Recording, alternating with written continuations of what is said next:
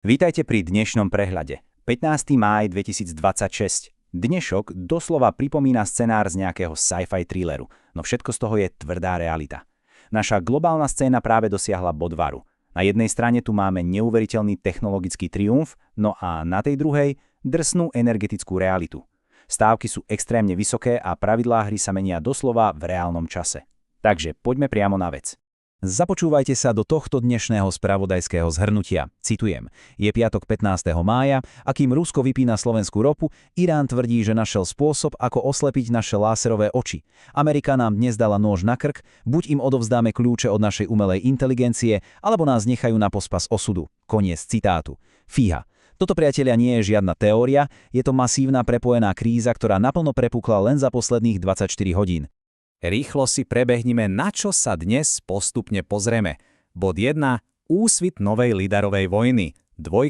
Ukrajinská umelá inteligencia Ariadna 2.5. 3. Iránska protilidarová odpoveď. Bod 4. Ultimátum Spojených štátov. A na záver bod 5. Globálna technologická asymetria. Takže poďme na prvú časť. Úsvit novej lidarovej vojny. Na to, aby sme vôbec pochopili túto dominovú reakciu, potrebujeme nevyhnutný kontext z dnešného dňa. Svet totiž balansuje na naozaj tenkom ľade. Len včera došlo k úplnému zastaveniu toku v ropovode Družba. To je okamžitý tvrdý energetický úder na celú strednú Európu. A aby toho nebolo málo, v slovenských vládnych sieťach bol detektovaný nový, mimoriadne agresívny ruský malvér. Čiže fyzická infraštruktúra a kybernetická bezpečnosť dostávajú zabrať naraz. Je to doslova dokonalá búrka pre technologické zúfalstvo, ale, ako to už býva, aj pre extrémne rýchle inovácie. Presúvame sa k druhej časti. Ukrajinská umelá inteligencia s kódovým označením Ariadna 2.5.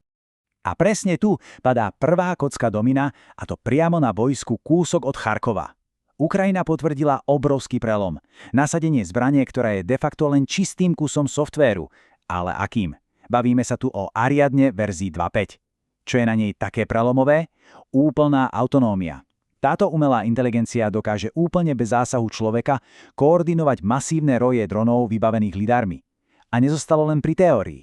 Dnes totiž tento systém zrežíroval útok, ktorý doslova vymazal 3 ruské batérie protivzdušnej obrany S-400. Úplne sám. No a prečo vlastne ruská obrana tak fatálne zlyhala? Je to v podstate úplne jednoduché. Roky dookola počúvame o klasickej rádioelektronickej vojne, do ktorej sa investovali miliardy. Tá spočíva v rušení rádiových vln, lenže tu nastupuje úplne nová realita – laserová komunikácia. Ariadna prepája všetky svoje drony cez uzavretý protokol a využíva na to lúče svetla. A tu je ten obrovský háčik. Svetelný lúč proste nevyrušíte nejakou klasickou anténou. Je to fyzikálne nemožné. Takže tradičná protivzdušná obrana zostala proti tejto optickej sieti úplne bezmocná. Tento obrovský úspech pri Charkove je ale stále len taktická záležitosť. Ten skutočný, dlhodobý strategický cieľ je totiž oveľa ambicioznejší. Predstavte si, že tieto lidarové roje teraz systematicky mapujú celé ruské pohraničie. Skenujú doslova každý 1 cm terénu, aby vytvorili tzv. Digitálne dvojča. To je dokonalý 3D model frontovej línie, aktualizovaný v reálnom čase. A v tomto virtuálnom svete potom umelá inteligencia hľadá mikroskopické štrukturálne chyby v betolových bunkroch nepriateľa. Je to fascinujúce a desivé zároveň. Doslova algoritmické obliehanie. Čo nás privádza k tretej časti. Iránska protilidarová odpoveď. Pochopiteľne na takýto prelom musela prísť reakcia. A prišla rýchlo, lenže z nečakaného smeru. Iránsky vedci dnes všetkých šokovali. Oznámili obrovský prielom v projekte s názvom Zrkadlo. Vraj sa im podarilo vyvinúť špeciálny reflexný kompozitný materiál, ktorý dokáže tieto lidarové lúče rozptýliť. V praxi to znamená, že senzor dronu uvidí namiesto tanku len prázdne miesto alebo zhluk nezmyselných dát. A vedci nabrali extrémne rýchly spád. Už dnes v noci boli zaznamenané záhadné nákladné lety plné tohto materiálu, ako smerujú priamo do Moskvy. Irán tak doslova hodil Rusku záchranné lano. A aby toho nebolo málo, revolučné gardy už stihli spustiť námorné cvičenia v Hormuzskom prielive, kde používajú lidary namontované na rýchlych člnoch. Tým pádom priamo ohrozujú globálny obchod s ropou. A sme pri štvrtej časti – ultimátum Spojených štátov.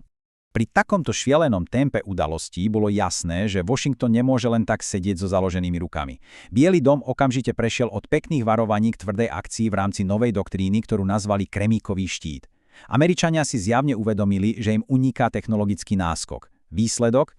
Pentagon dnes oficiálne a poriadne ostro požiadal krajiny V4, aby vydali zdrojový kód Ariadny. Dôvodia tým, že bez globálneho dohľadu hrozí obrovské riziko zneužitia. Ale nezostalo len pri prosbách. Nasadili poriadny diplomatický tlak, ak ten kód nedostanú, hrozia obmedzením masívnych amerických investícií do polovodičového priemyslu v našom regióne. Zároveň prezident USA vyhlásil národnú kybermobilizáciu, pretože po tom kyberútoku na Slovensku sú americké siete v najvyššej pohotovosti pred ruským spyverom známym ako Ghostlink 26. A tým sa dostávame k 5. záverečnej téme – globálna technologická asymetria.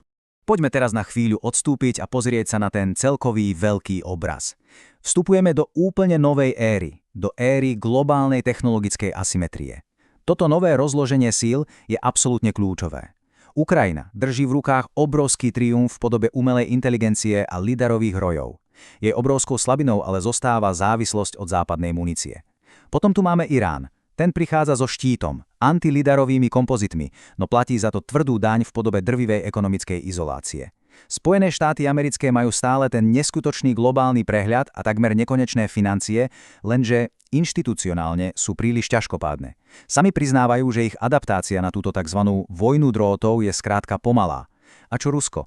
Tomu zostalo len staré dobré surovinové vydieranie, ktorým sa zúfalo snaží zamaskovať úplný kolaps svojej vlastnej digitálnej sebestačnosti. Ako vidíte, každá jedna výhoda je dnes na tejto šachovnici vyvážená naozaj kritickou zraniteľnosťou. Zostáva nám tak vzniesť tú úplne najdôležitejšiu otázku.